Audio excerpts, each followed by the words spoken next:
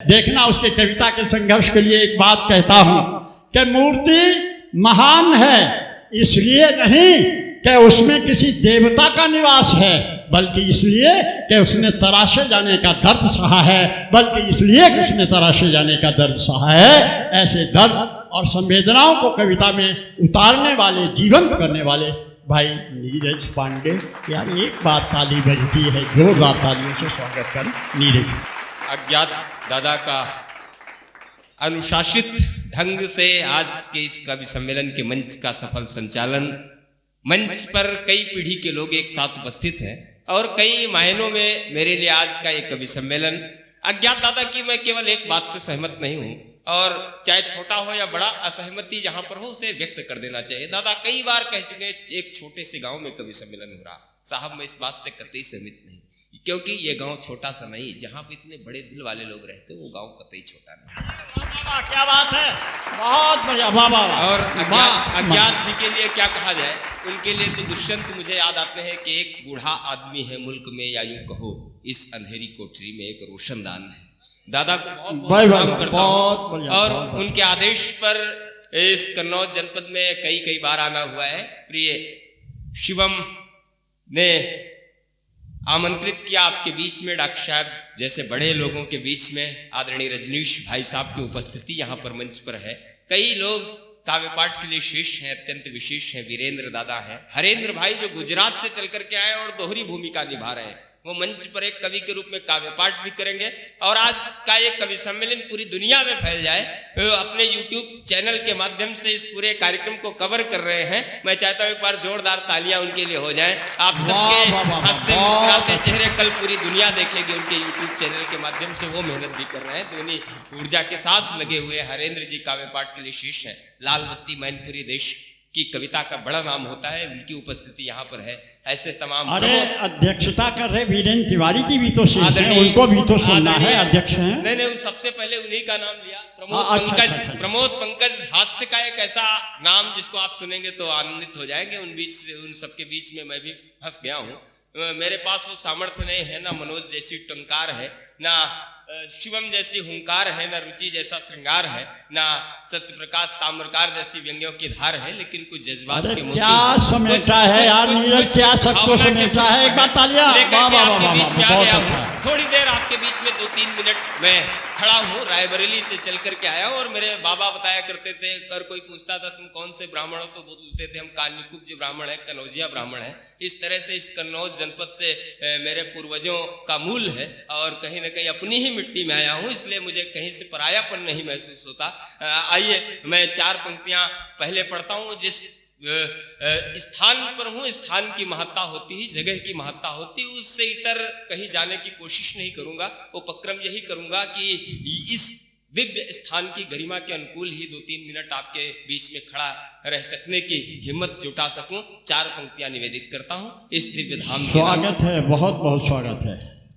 कि शीश श्रद्धा भक्ति से झुकाते देहरी पे आके, दया दृष्टि रहे सब पर महादेव की। अरे वाह वाह, शीश श्रद्धा भक्ति से झुकाते देहरी पे आके, दया दृष्टि रहे सब पर महादेव की। और भावना के सुमनों से, अक्षरों के दीपकों से आरती उतारे मिलकर महादेव की। और मेल जोल का प्रतीक मेला लगा हुआ, और मेल जोल का प्रतीक मेला लगा रहे, और ध्वनि गूंजे सदा हर हर महादेव की। ध्वनि गूंजे सदा हर हर महादेव की। ओ मंदिर में मन की मुराद यहाँ पूरी होती। ओ जय बोलो महादेवेश्वर महादेव। बोलिए मेरे साथ एक बार जोरदार जयकारा लगाए, बोलिए महादेवेश्वर महादेव की जय हो। 4 पंक्तियां रामनवमी के उपलक्ष्य में खड़ा हूँ, और जहाँ पर डॉक्टर साहब जैसे लोग इस सांस्कृतिक विरासत को संभाले हुए हैं, और हमारी जो सांस्कृतिक जिम्मेदारियों का इतनी कुशलता पूर्वक निर्वहन कर रहे हूँ। 4 पंक्तियां भगवान राघवेंद्र सरकार के चरणों में भी रखता हूँ। उनका हैप्पी बर्थडे है तो बधाई बोलना हम सबके लिए लाजिमी है। मैं 4 पंक्तियां अपने ढंग से भगवान श्री राम के चरणों में रखता हूँ। राम भैया सुनिएगा कि रोम रोम में रमे हो व्यापे हो चराचर में, रोम रोम में रमे हो व्यापे हो चराचर में, नाम राम जी तुम्हारा सुखदाई है। ओहो, रोम रोम में रमे हो व्यापे हो चराचर में नाम राम जी तुम्हारा अति सुखदाई है। और पावन चरित्र के अपार पारावार में जो नाव डूबी जाके वही नाव बच पाई। अरे वाह वाह वाह, क्या पावन बात चरित्र है। के अपार पारावार में जो नाव डूबी जाके वही नाव बच पाई है। पुत्र शिष्य भ्राता मित्र स्वामी प्रजा पालक की तुमने प्रणम्य हर भूमिका निभाई है। वाह। भरत पुत्र शिष्य भ्राता मित्र स्वामी प्रजा पालक की तुमने प्रणम्य हर भूमिका निभाई है। और भरत लखन रिपुसूदन समेत प्रभु आपको बहुत जन्मदिन की बधाई। अरे वाह वाह वाह, क्या और जब राम का नाम लिया जाए तो हमारा वाह। शास्त्र कहता है कि हमारा मानस कहता है कि राम से अधिक राम कर दासा।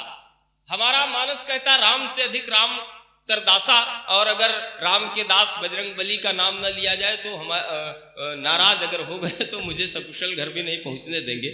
इसलिए मैं 4 पंक्तियां अनंत बलवंत हनुमंत लाल जी मेरे आराध्य भी हैं, 4 पंक्तियां उनके चरणों में भी रखता हूं। और आधुनिक आस्था को आधुनिक परिप्रेक्ष्य से जोड़ते हुए 4 पंक्तियां निवेदित करता हूं। सुनिएगा कि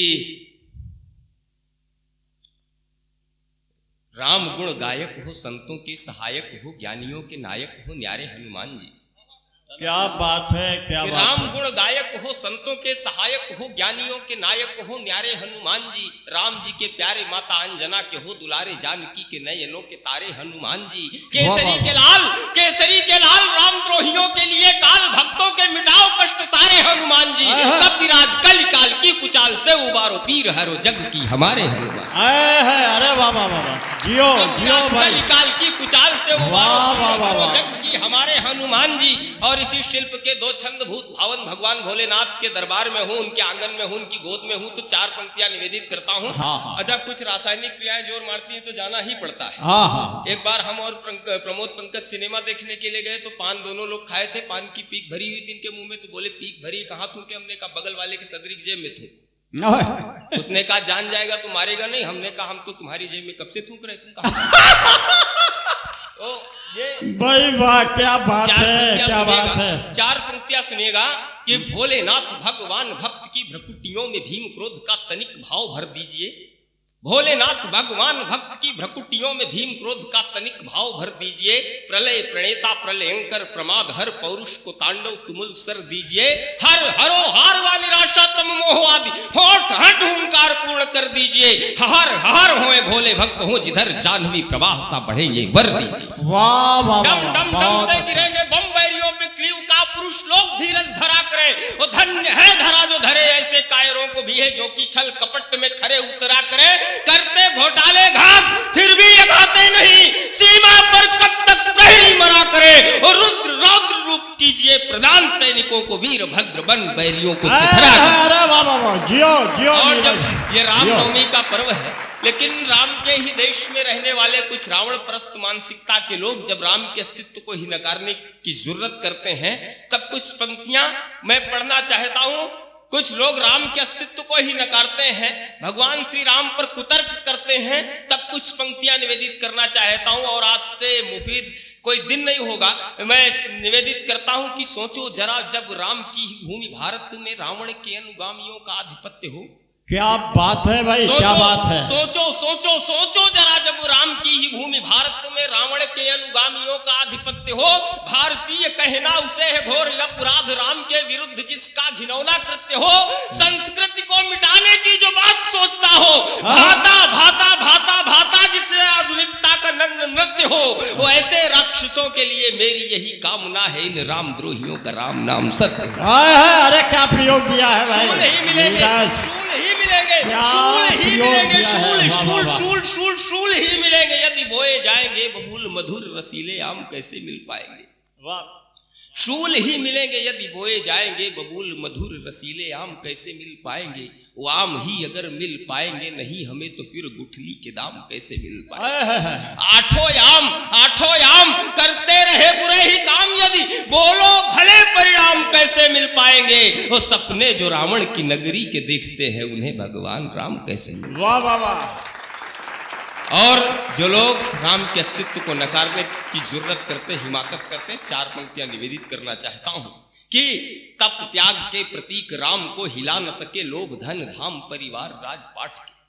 कब त्याग के प्रतीक राम को हिला न सके लोभ धन धाम परिवार राजपाट के आन बान शान निज कुल की बचाने हेतु जिंदगी बिताई वनवासियों से काट के सेवा दया प्रेम के उदाहरण दे गया जो दुख दर्द वनवासियों के बीच बांट के उस राम पे करोगे यदि टीका टिप्पणी तो घर के रहोगे ना रहोगे बंधु घाट। उस राम पे करोगे यदि टीका टिप्पणी तो घर के रहोगे ना रहोगे बंधु घाट के। और 4 पंक्तियां निवेदित करता हूं कि राम जी की नजरों से जो भी गिर जाता है तो कोई हाथ उसको संभाल सकता नहीं। राम जी की नजरों से जो भी गिर जाता है तो कोई हाथ उसको संभाल सकता नहीं। राम नाम महामंत्र जिसने है साधा फिर उस पर बाधा कोई डाल सकता नहीं। और राम को दिखाओ दोष अपने उछाल कर, राम को दिखाओ दोष अपने उछाल कर, अन्य कोई कीचड़ उछाल सकता नहीं। और राम जी के पांव से जुड़ाओ जिसका हुआ है पांव उसके भी कोई भी टाल सकता है। और मैं केवल 2 छंद, चूंकि शिवम के पिताजी की पुण्यतिथि थी इसलिए पिता शीर्षक से दादा 2 छंद निवेदित करना चाहता हूं। और मैं जहां तक समझ रहा हूं अपनी समय सीमा में ही हूं, मैं 2 छंद निवेदित करना चाहता हूं। मां पर बहुत कुछ लिखा गया, पिता पर कम लिखा गया। मैंने कोशिश की है कि जीवन में पिता की भी बड़ी भूमिका होती है। जिंदगी में जिम्मेदारियों को जीता रहता है बेटों बेटियों का अरमान होता है पिता। जिंदगी में जिम्मेदारियों को जीता रहता है बेटों बेटियों का अरमान होता है पिता। बच्चों की खुशी के जो हमेशा ख्वाब देखता है चमन का वो बागवान होता है पिता। हर पहचान जिसके बिना अधूरी रहे रक्त की हमारे पहचान होता है पिता। रक्त की हमारे पहचान होता है पिता।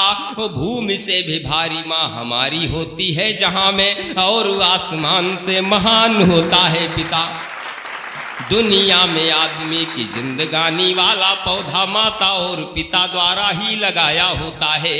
माता पिता की दुआएं साथ जिनके न होती हर रिश्ता उनके लिए पराया होता है। माँ की ममता पिता के फर्ज वाला एहसास आदमी की सांस सांस में समाया होता है। माँ की ममता पिता के फर्ज वाला एहसास आदमी की सांस सांस में समाया होता है। होते हैं वे लोग दुनिया में भाग्यशाली बड़े शीश पर जिनके पिता का साया होता है। लेकिन साहब जब स्थितियां बदली तो 4 पंक्तियां ये भी निकली कि जिन बच्चों की पढ़ाई और परवरिश में खो के सब कुछ कर्जदार हो गए पिता। महानगरों में यही सत्य है कि जिन बच्चों की पढ़ाई और परवरिश में खो के सब कुछ कर्जदार हो गए पिता।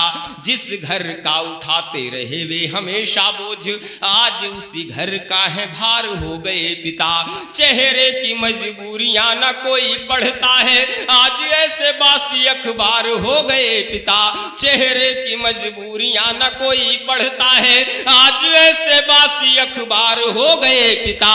जिन बच्चों से भविष्य की बड़ी अपेक्षा रखी उन्हीं की उपेक्षा के शिकार हो गए पिता।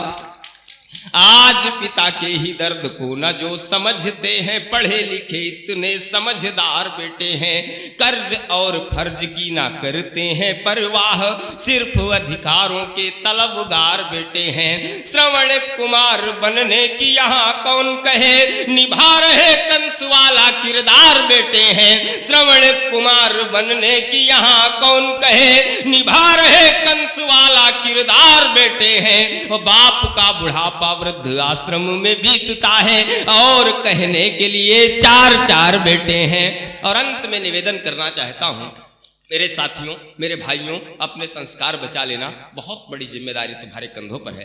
2 पंक्तियां पढ़ करके अपना स्थान लेता हूं कि 30 मार खा दबंग बनने की चाहत में अमर शहीदों की पसंद को न भूलना। 30 मार खा दबंग बनने की चाहत में अमर शहीदों की पसंद को न भूलना। चाउमीन पिज्जा की दीवानी दुनिया के लोगों बासमती चावल की गंध को न भूलना। मानवीय मूल्य मिटने न पाए इसलिए राष्ट्रवादी किसी अनुबंध को न भूलना। राष्ट्रवादी किसी अनुबंध को न भूलना। वो अक्षय व सलमान वाली पीढ़ी के जवानों रामकृष्ण व विवेकानंद को न भूलना। बहुत बहुत आभार। जय हिंद जय भारत वंदे मातरम।